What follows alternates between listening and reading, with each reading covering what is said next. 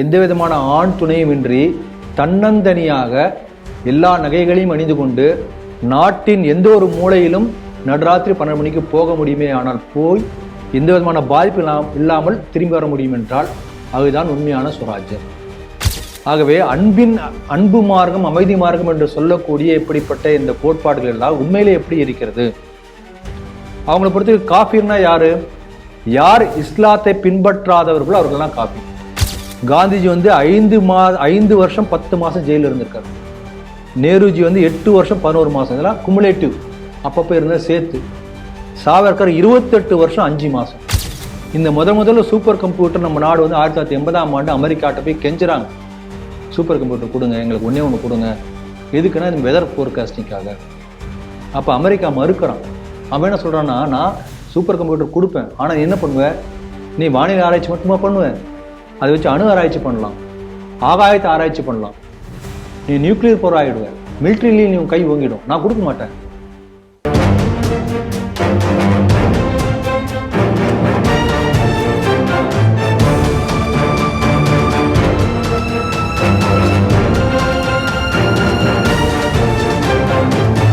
Sri TV நேயர்களுக்கு வணக்கம். இன்றைய செய்திகள் சிந்தனை நிகழ்ச்சிக்கு உங்களை வரவேற்கிறோம்.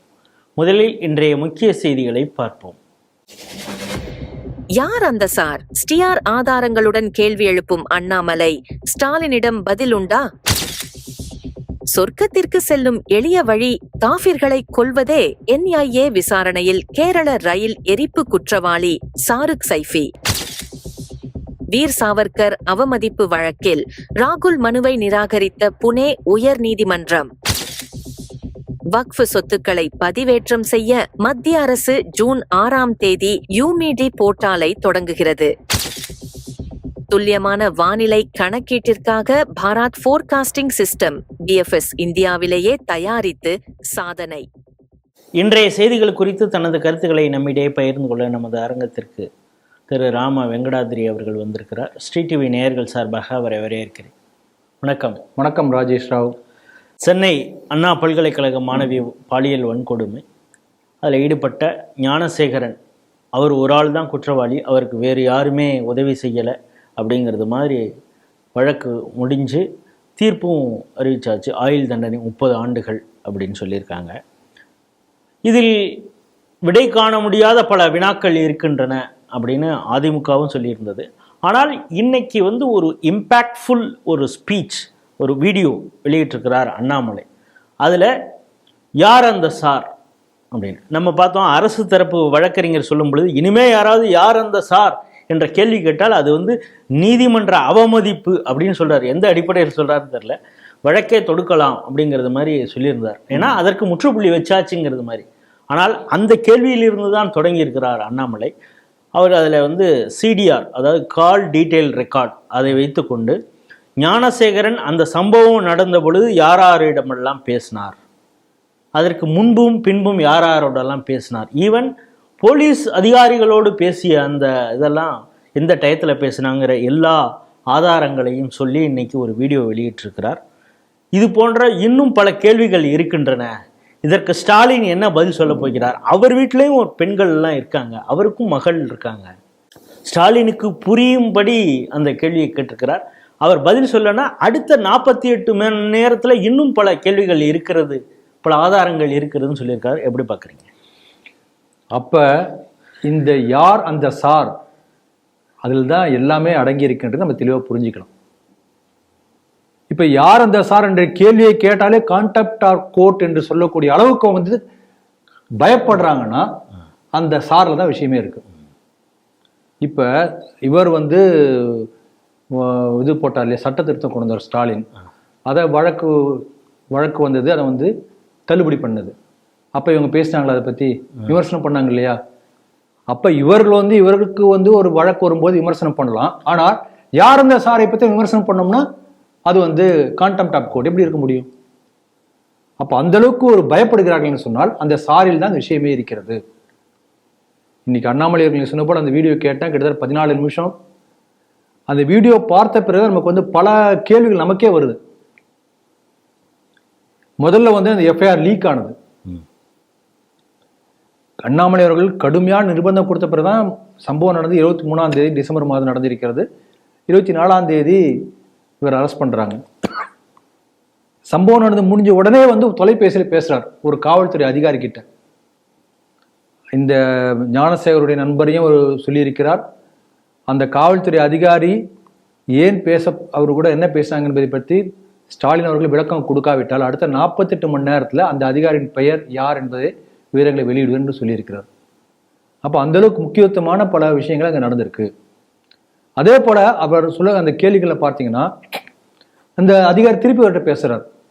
அது பிறகு கோட்டூர் சண்முகம் ஒருத்தர்கிட்ட மறுநாள் முழுக்க முழுக்க பேசிட்டே இருக்கார். கிட்டத்தட்ட 4 மணி நேரம் அளவுக்கு பேசியிருக்கிறார்.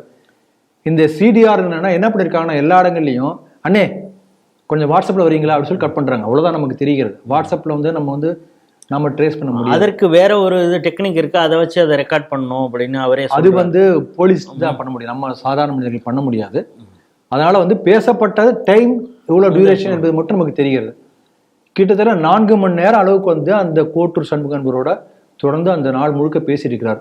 அதே மாதிரி இந்த கோட்டூர் சண்முகங்கிறவர் யூனிவர்சிட்டியில இருக்கக்கூடிய நடராஜன் என்பவர்கிட்ட 13 முறை பேசியிருக்கிறார். அந்த நடராஜனோட தான் அந்த கேட்டு எல்லா செக்யூரிட்டி சிஸ்டத்துக்கும் மேனேஜர். அவர்கிட்ட பேசின பிறகு ஒரு திரும்பி விட்டுறாங்க, வெளியில வந்துடுறாரு. எதுக்காக வந்தாரு தெரியாது. அதன் பிறகு என்ன தகவல் வருது, அங்க உள்ள சிசிடிவி கேமரால வேலை செய்யல, ரெக்கார்டிங் எதுவும் கிடைக்கல. அப்ப தடயங்களை அழிப்பதற்காக வெளியே அனுப்பப்பட்டாரா? இந்த கீழே இருக்கக்கூடிய ரொம்ப வேலிட் கொஸ்டின். அதே போல மாசுவோட அந்த கோட்டூர் சண்முகம் பேசுறாரு. அப்ப இவங்கள விசாரணை நிலையத்துக்குள்ள ஏன் வரல?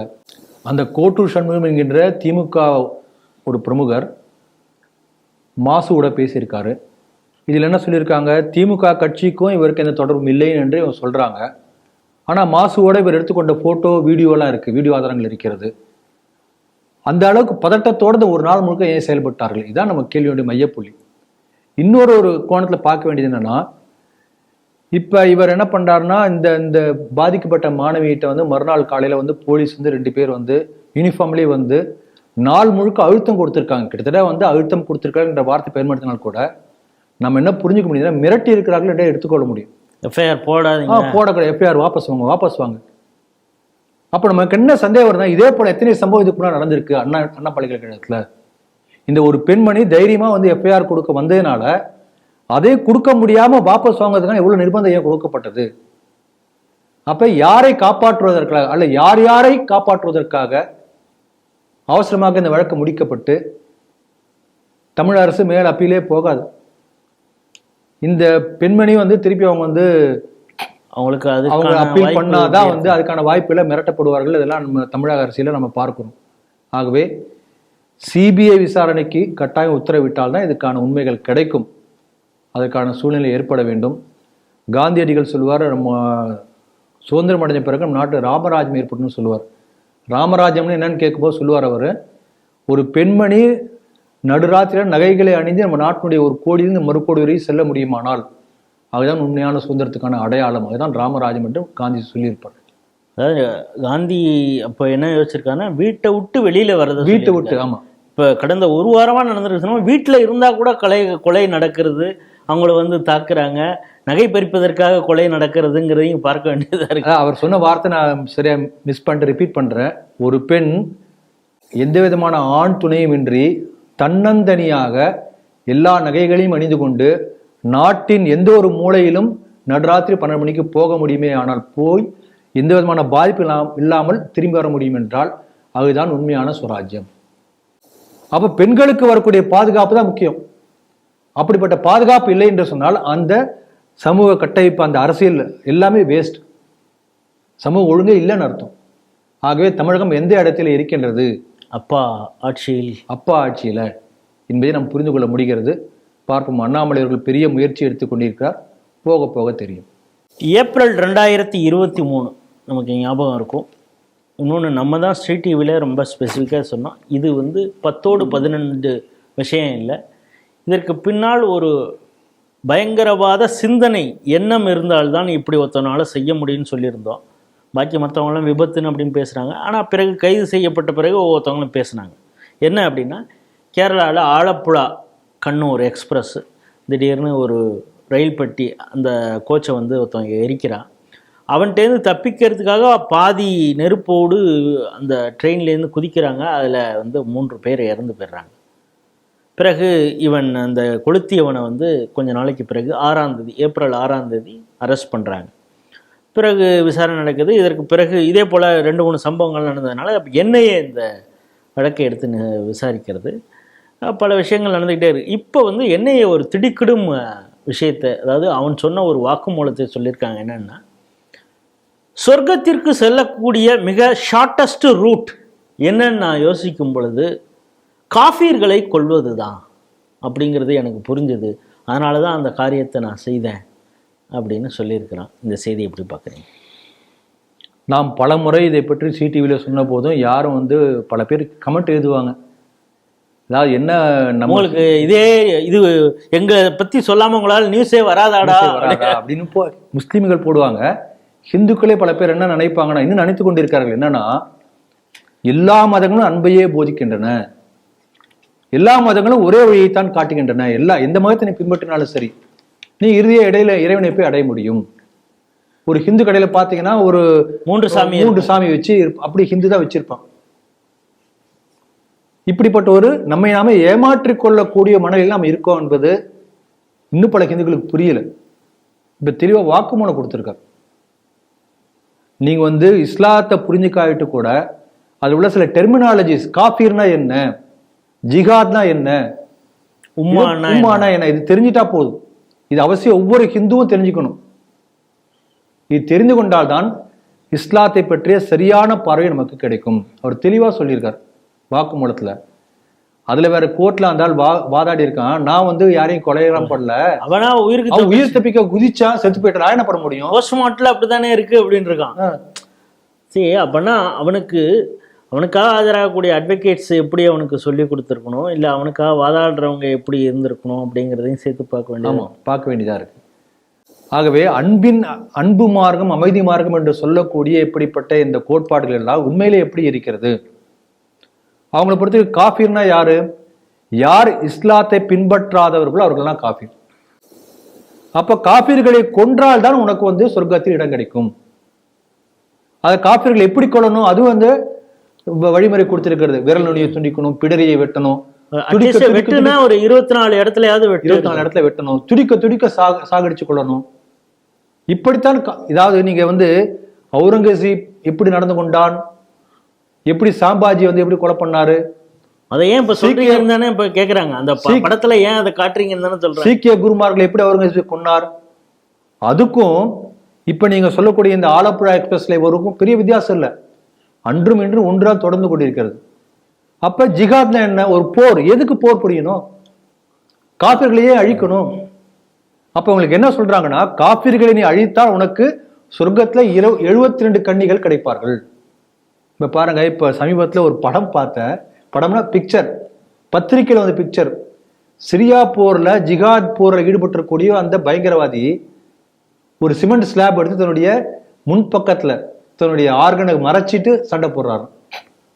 ஏன்னா சப்போஸ் வந்து சண்டை போடும்போது செத்து போயிட்டாருன்னா அந்த ஆர்கன் ஏதாவது டேமேஜ் ஆச்சுன்னா சொர்க்கத்துல அந்த ஆர்கன் வேலை செய்யாதான். இப்படிலாம் ஒரு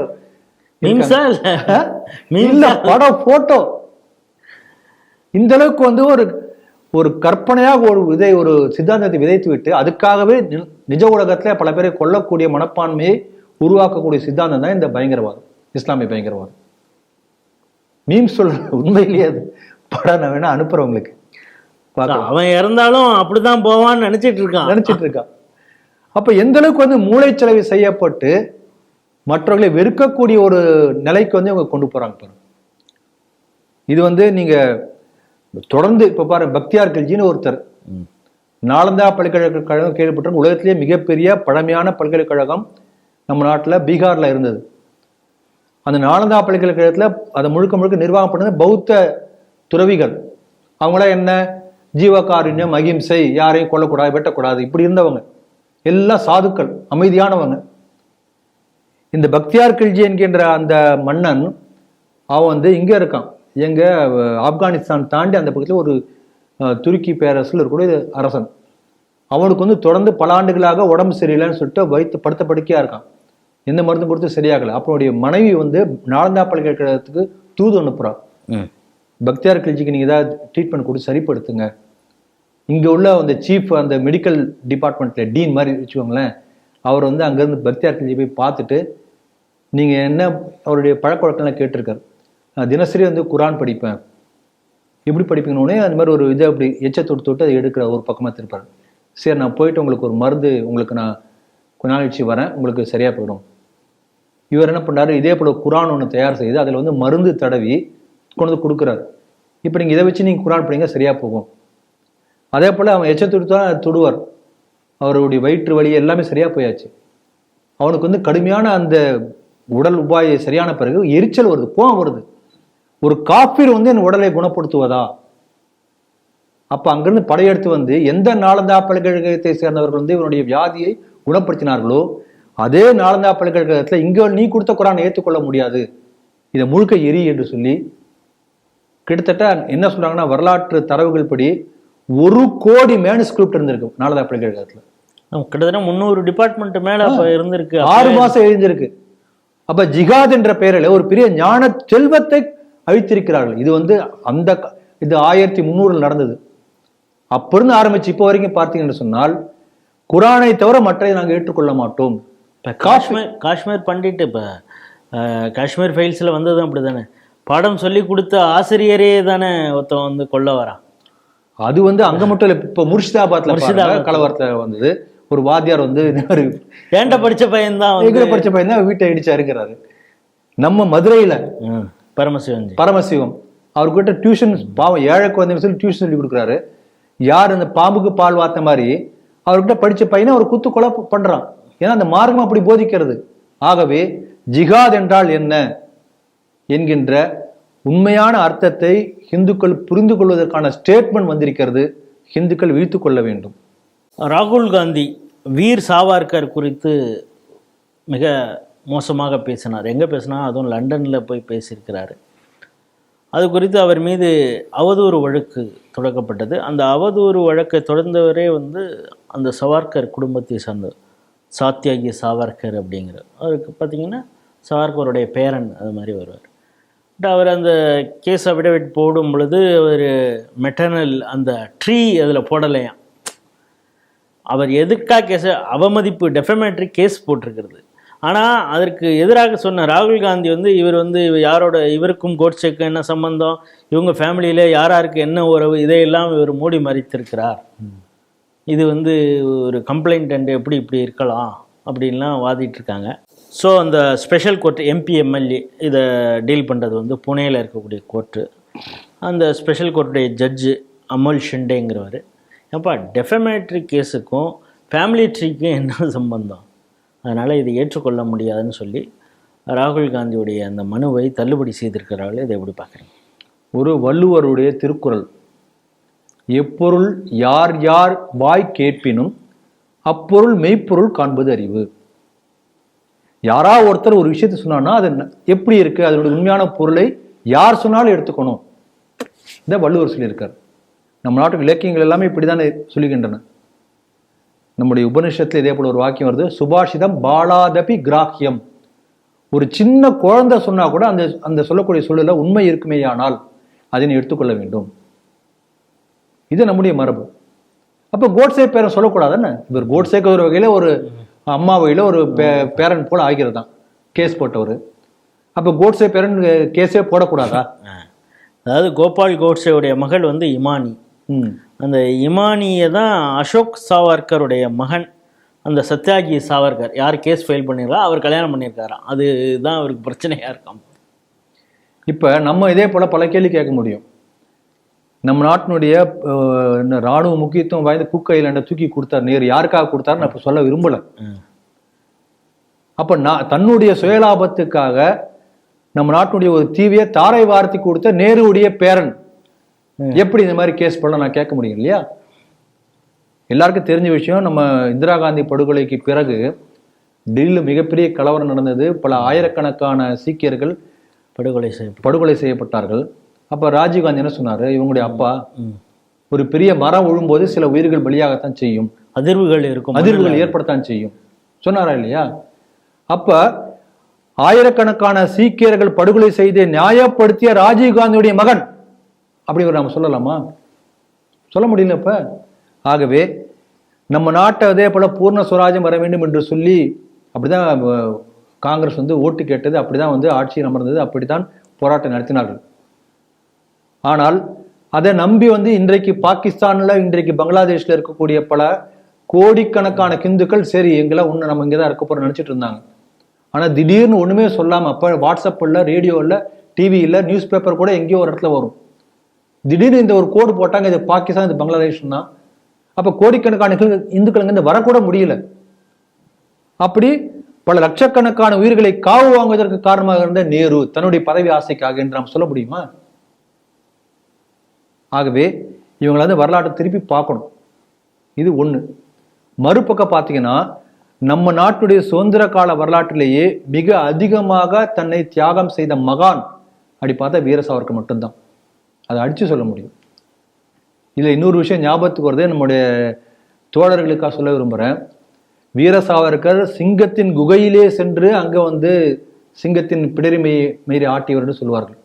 லண்டன்ல போய் அவனுடைய உலகம் முழுக்க நான் ஆண்டு கொண்டிருக்கிறேன், உலகத்திலே சூரியன் அஸ்தமிக்காத சாம்ராஜ்யம் பிரிட்டிஷ் சாம்ராஜ்யம் சொன்னா, அந்த சாம்ராஜ்யனுடைய தலைநகர் லண்டன்ல போய் அங்க வரக்கூடிய மாணவர்களுக்கு சுதந்திர போராட்டத்தை ஏற்படுத்துகிறார், குண்டு தயார் பண்ண சொல்லி கொடுக்கிறார், பிஸ்டல் ட்ரைனிங் தயார் பண்ண சொல்லி கொடுத்து இத்தனை செய்யறாரு லண்டன்ல உட்காந்துக்கிட்டு. ஒரு ஸ்டேஜ்ல இவர் இந்த மாதிரி செய்யக்கூடிய தெரிஞ்சவொடனே அங்கிருந்து தப்பித்து வர முயற்சி செய்கிறார்.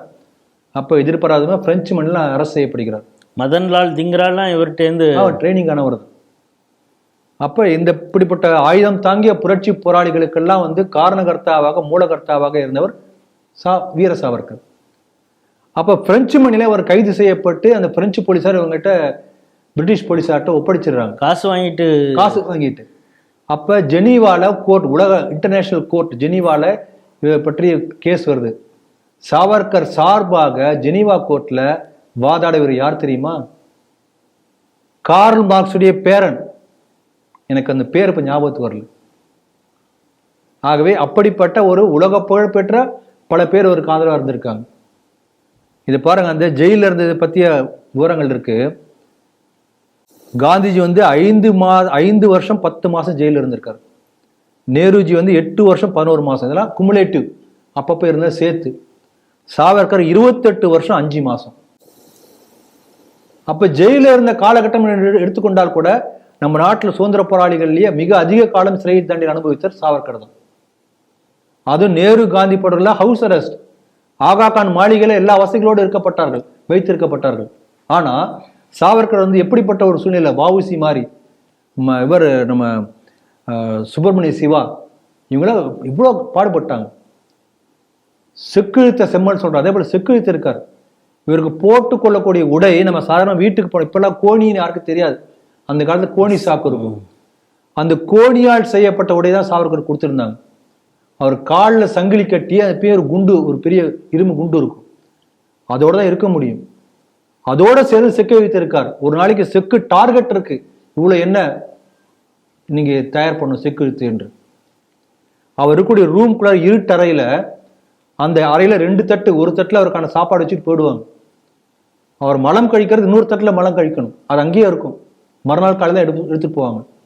அப்ப எந்த அளவுக்கு கொடுமையான சிறைவாசம் 14 வருஷம் இருந்திருக்காரு, யோசனை பண்ணி பாருங்க. அதன் பிறகு ரத்னகிரிக்கு மாட்டினார்கள் 14 வருஷத்துக்கு பிறகு. ஆகவே இப்படி ஒரு கொடூரமான ஒரு சிறை தண்டனை அனுபவித்தவர் வீர சாவர்கர். இவங்களுக்கெல்லாம் என்ன ஒரு அவர் மேல ஒரு வெஞ்சன்ஸ்னா, உண்மையிலே நம்ம நாட்டினுடைய தேசியத்தன்மை எது என்று நாம ஹிந்துத்வா என்று சொல்கிறோம், அதை புத்தகமாக எழுதி அதை அழகா சொல்லியிருக்கார் சாவர்கர். காந்தி அவர்கள் சொன்னார், அவர் பல கருத்துக்களை சொன்னால் கூட என்ன பண்ணார், அகிம்சை என்கின்ற கருத்து, அதாவது முஸ்லிம்கள் எப்படிப்பட்ட கொடூரம் செய்தாலும் கூட நீங்க அதை சகித்து கொண்டிருக்க வேண்டும். அகிம்சைகிறத அவர் கொடுத்த பிராக்டிக்கல் எக்ஸாம்பிள் அப்படி கொடுத்தார். நேரு என்ன பண்ணார், சோசியலிசம் என்று பேசி மேற்கத்திய நாடுகளை பார்த்தாரே தவிர இந்த நாட்டுடைய மண்ணுடைய வாசனை எதுவோ அதை பிரதிபலிக்கல, ரூட்டை சொல்லவே இல்லை. உண்மையிலே நம்முடைய தேசியத்தை எப்படி கொண்டு போக வேண்டும் என்று வெளிப்படுத்தியவர் சாவர்கர். அதனால இவர்கள் சாவர்கர் மேல ஒரு அவர்ஷன், அந்த அவர்ஷன் தான் இப்படி பல வகையாக வெளிப்படுத்தி கொண்டிருக்கிறார்கள். ஆனா கோர்ட் அருமையான ஒரு தீர்ப்பு கொடுத்திருக்கிறது. நல்ல விஷயம். மேற்கொண்டு அவர் விசாரித்து அவருக்கு தக்க தண்டனை கொடுக்க வேண்டும். அப்போதுதான் இப்படிப்பட்ட ஒரு மாபெரும் தலைவரை பற்றிய, ஏன்னா என்ன ஆகுனா ராகுல் காந்தி இப்படி சொல்லியிருக்கான்னு இன்னைக்குள்ள இளைஞர்கள் மத்தியில் போய் சேரும். நம்ம இப்போ சென்ற ஆண்டு பார்த்தா ஒரு டியூஷன் சென்டரில் பசங்களுக்காக ஒவ்வொருத்தர் தேச தலைவரை பற்றி பேசணும் என்று சொல்லி ஒரு பேர் எழுதி கொடுத்தோம். அதில் வீர சாவர்கரை பற்றி என்ன சொல்றாங்கன்னா, அவர் வந்து மன்னிப்பு கடன் எழுதி கொடுத்து வெளியில் வந்தவர். ஏன்னா அவனுக்கு தெரிஞ்சது அப்படித்தான். மீடியாக்கள்ல எங்க பார்த்தாலும் அதான் பேசுறாங்க, அதான் எழுதுறாங்க. அதனால இந்த அளவுக்கு வந்து ஒரு தவறான கருத்து தொடர்ந்து சொல்லப்பட்டு அவரை பற்றி ஒரு தவறான கருத்து உருவப்படுத்தப்படுகிறது. அதனால சரியான கருத்துக்கள் நிச்சயம் வந்து தீரும். அப்படிப்பட்ட தவறான கருத்துக்களை பரப்புவதற்கு ஒரு காரணகர்த்தாவாக இருந்த ராகுல் காந்தி தண்டிக்கப்பட வேண்டும். கோர்ட் அதை செய்யும் என்று எதிர்பார்ப்போம். ஜூன் 6ஆம் தேதி மத்திய அரசு உம்மீது போர்ட்டல் அப்படிங்கிறத லான்ச் பண்ண இருக்கிறாங்க. இந்த உம்மீது போர்ட்டல் அப்படின்னா என்னென்னா, வக்பு சொத்துக்களை வந்து நீங்கள் ரிஜிஸ்டர் பண்ணணும். ஏற்கனவே இருக்கக்கூடிய சொத்துக்களை அதில் வந்து ஆதாரங்களோடு அதில் நீங்கள் ரிஜிஸ்டர் பண்ணணும். 6 மாதங்கள் உங்களுக்கு டைம் இருக்குது, அதுக்குள்ளார இது பண்ணணும்னு சொல்லியிருக்காங்க. இதன் மூலம் என்னென்னா, இதை மேனேஜ்மெண்ட் பண்ணுறது இனிமேல் இன்னும் ஈஸியாக இருக்கும். யாராருக்கு என்னென்ன சொத்து என்னங்கிறது ஈஸியாக தெரியும். இன்னொன்று அது வந்து ஒரு வெளிப்படைத்தன்மையோடு இருக்கும் அப்படிங்கிறாங்க. இதை எப்படி பார்க்குறீங்க? 1995ஆம் ஆண்டு காங்கிரஸ் கட்சியால் கொண்டு வரப்பட்ட வக்ஃப் திருத்தம் என்பது it's a land grabbing act. சட்டவிரோதமாக நிலங்களை பிடுங்கிக் கொள்ளையடிப்பதற்கு சமமான ஒரு சட்டம். இப்போ மோடி அவர்கள் கொண்டு வந்த வக்ஃப் சட்ட திருத்தம் என்பது என்னன்னா, டிரான்ஸ்பரன்சி ஆக்ட், வெளிப்படைத்தன்மையை கொண்டு வரக்கூடிய ஒரு சட்ட திருத்தம். ஆனா பாருங்க, சட்டவிரோதமாக ஒரு நிலத்தை அபகரிக்கக்கூடிய பழைய வக்ஃப் சட்டத்தை அதை வந்து கோர்ட் முதற்கொண்டு எல்லாம் வந்து இன்னும் வழக்கில் எடுத்துக்கிறாங்க. ஆமா பார்க்கலாம், விசாரிக்கலாம், ஆராய்ச்சி பண்ணலாம். வெளிப்படைத்தன்மையை கொண்டு வரக்கூடிய ஒரு சட்ட திருத்தத்தை இட் இஸ் அண்டர் டிஸ்பியூட், இன்னும் வழக்கு நடந்து கொண்டே இருக்கிறது. அப்ப எந்த அளவுக்கு வந்து கோர்ட்டு கூட வந்து இதை அணுகிறது என்பதை பார்க்க ஒரு விந்தையா இருக்கு. பார்த்தாவே தெரியுது எந்த அளவுக்கு வந்து ஒரு விசித்திரமான ஒரு போக்கு என்பது. இதுல தொடர்ந்து அடுத்த ஒரு நெக்ஸ்ட் ஸ்டெப்பா நான் பார்க்குறேன். இந்த அமெண்ட்மெண்ட் பில் வந்திருக்கிறது. அதோட நெக்ஸ்ட் ஸ்டெப்பா இப்போ இன்னும் டிரான்ஸ்பரன்சி வரும். ஏன்னா நீங்க வந்து ஆன்லைன் போர்ட்டலில் ஒரு விஷயத்தை பதிவு பண்ணீங்கன்னா டாக்குமெண்ட்ஸ் எவிடென்ட் இல்லாமல் பண்ண முடியாது. இப்போ நீங்கள் சாதாரணமாக ஒரு இது பண்ணும்போது ஆதார் கார்டு இது மாதிரிலாம் கேட்பாங்களே, ஐடி ப்ரூஃப், அட்ரஸ், ஒரு சின்ன பதிவேற்றம் பண்ணுறதா இருந்தால் கூட, அப்போ ஒரு லேண்ட் டாக்குமெண்ட் ரிஜிஸ்டர் பண்ணுறதா இருந்தால் எல்லா ஆதாரங்களையும் கொடுக்கணும். அப்போ ஆதாரங்களை கொடுக்க முடியாவிட்டால் அந்த வக்ஃப் ப்ராப்பர்ட்டி என்று சொல்லக்கூடிய ப்ராப்பர்ட்டி கூட it becomes a disputed property. அப்புறம் அது என்னங்கிறத பார்க்கணும். அதனால சட்டவிரோதமான ஆக்கிரமிப்பு செய்யப்பட்ட வக்ஃப் நிலம் என்று சொல்லக்கூடிய நிலங்கள் எல்லாம் வந்து எப்படிலாம் இப்படி ஆக்கிரமிப்பு செய்யப்பட்டதோ அவையெல்லாம் இப்போ வெளிச்சத்துக்கு வரும். இதன் மூலமாக இதை வந்து நீங்கள் இதுவும் பண்ண முடியாது. இதை வந்து கோர்ட் தலையிட்டு அந்த மாதிரி பண்ணாதீங்க, வெளிப்படைத்தன்மையை எப்படி மறுக்க முடியும்? அதனால ஒரு நல்ல முயற்சி. அதனால இன்னும் ஒரு 6 மாதம் கழித்து நம்ம ஒரு நல்ல காலம் பிறக்கட்டும் என்று சொல்லி இந்த செய்தியை நிறைவு செய்கிறேன். மத்திய அரசு முன்னெடுக்கக்கூடிய மிக முக்கியமான விஷயங்கள்லாம் குறித்து நம்ம செய்திகள் சிந்தனையில் பேசி வருகிறோம். அதுவும் இந்த ஆப்ரேஷன் சிந்தூரில் பார்க்குறோம். நம்முடைய இராணுவ தளவாடங்கள் பெரும்பாலானவை இண்டிஜினியஸ். அதன் மூலமாக தான் எதிரிகளுக்கு நம்மளுடைய பதிலடியை கொடுத்துருக்குறோம். அதுதான் இப்போது வரை மேற்கத்திய நாடுகளும் யூரோப்பும் கூட அசந்து போய் பார்க்கறது அப்படின்னு பார்க்குறோம். இப்போ அதே போல் ஒரு இண்டிஜினியஸ் டெக்னாலஜியை ஒன்று லான்ச் பண்ண போகிறாங்க. என்னென்னா பிஎஃப்எஸ் அப்படின்னு சொல்லலாம், பாரத் ஃபோர்காஸ்ட் சிஸ்டம். இதை வந்து அதற்காக இந்த மெட்ரோலாஜிக்கல் இந்த டிபார்ட்மெண்ட் மூலமாக இது ஃபஸ்ட் டைம் இந்த வேர்ல்டில் இந்தியாவிலேயே தயாரிக்கப்பட்ட ஒரு இதன் மூலம் மிக துல்லியமாக வானிலையை கணக்கிடலாம் அப்படின்னு சொல்கிறாங்க. இந்த செய்தி எப்படி பார்க்குறீங்க? இது வந்து ஒரு மிகப்பெரிய வரலாற்று சாதனை, அறிவியல் சாதனை. அதாவது நம்ம இதை வந்து 2 கோணத்தில் பார்க்கலாம். ஒன்று வந்து சேட்டலைட் வெதர் ஃபோர்காஸ்டிங் என்பது ஒரு பார்வை. ஆனால் இராணுவ ரீதியாக ஸ்பேஸ் அதை ஆளக்கூடிய வல்லமை வந்து இந்தியாவுக்கு கை கூடி வருகிறது என்பதை நம்ம இந்த இன்னொரு கோணத்தில், அது வெளியில் சொல்ல மாட்டாங்க, புரிஞ்சுக்கணும். இப்போ இது என்னன்னா நம்ம கவனிக்க வேண்டிய விஷயம்னா, மேலேருந்து வெதர் ஃபோர்காஸ்டிங் பண்ணுறாங்க. அதை நம்ம எப்படி புரிஞ்சுக்கணும்னா, இப்போ உதாரணத்துக்கு நீங்கள் வந்து ஒரு பெரிய ஒரு 10 அடி ஒரு ஃப்ளெக்ஸ் பேனர் வந்து கம்ப்யூட்டர் வந்து டிசைன் பண்ணுறீங்க. அது இவ்வளோ பெருசாக நம்ம பார்க்க போகிறோம். ஒரு சின்ன ஒரு கோடு போடுறீங்களோ ஒரு ஏதோ ஒன்று மாற்றுறீங்கன்னா என்ன ஆகும்னா, அது வந்து அவ்வளோ பெரிய பேனர் இவ்வளோ பெருசு மாறணும், நம்ம இங்கே இவ்வளோ தான் பார்க்குறோம். அப்போ என்னாகும், டைம் எடுக்கும். நீங்கள் அப்படி பண்ணிட்டு பார்த்தீங்கன்னா நீங்கள் இந்த கம்ப்யூட்டர் முன்னால் உட்காந்து பார்த்தா தெரியும். ஃப்ளெக்ஸ் பேனர் டிசைன் பண்ண முடியாத இடத்துக்கு போய் பாருங்களேன். ஒரு லெட்டர் அழிச்சிட்டு வேற ஒன்று மாத்திரான்னு வச்சுக்கோங்களேன், திருப்பி அது ஓடிட்டே இருக்கும், ஒரு ஃபியூ செகண்ட்ஸ் ஆகும். அப்போ ஒரு 10 அடிக்கு 10 அடி பேனரில் வந்து பண்ணக்கூடிய எடிட்டிங்கே இவ்வளோ பெரிய டைம் எடுக்குதுன்னா, ஒரு ஆயிரக்கணக்கான கிலோமீட்டர் தூரம் உள்ள அளவுக்கு ஒரு மேப்பில் வந்து ஒரு மூவ்மெண்ட்டை, ஒரு வீடியோவை நீங்கள் எடிட் பண்ணுறதா இருந்தால் எவ்வளோ டைம் எடுக்கும் யோசனை பண்ணி பாருங்க. அப்போ ஒரு பெரிய சூப்பர் கம்ப்யூட்டர் என்று சொல்லக்கூடிய மணிக்கு கோடானு கோடி கணக்கீடுகள் போடக்கூடிய கம்ப்யூட்டர் எல்லாமே இது சாத்தியமே இல்லை. அதை முதல்ல நம்ம புரிஞ்சுக்கணும். இந்த முதல்ல சூப்பர் கம்ப்யூட்டர் நம்ம நாடு வந்து 1980ஆம் ஆண்டு அமெரிக்காட்ட போய் கெஞ்சுறாங்க, சூப்பர் கம்ப்யூட்டர் கொடுங்க, எங்களுக்கு ஒன்றே ஒன்று கொடுங்க. எதுக்குன்னா இந்த வெதர் ஃபோர்காஸ்டிங்காக. அப்போ அமெரிக்கா மறுக்கிறான். அவன் என்ன சொல்கிறான்னா, நான் சூப்பர் கம்ப்யூட்டர் கொடுப்பேன், ஆனால் என்ன பண்ணுவேன், நீ வானிலை ஆராய்ச்சி மட்டுமா பண்ணுவேன், அதை வச்சு அணு ஆராய்ச்சி பண்ணலாம், ஆகாயத்தை ஆராய்ச்சி பண்ணலாம், நீ நியூக்ளியர் போர் ஆகிடுவேன், மிலிட்ரிலையும் நீ கை ஓங்கிடும், நான் கொடுக்க மாட்டேன்.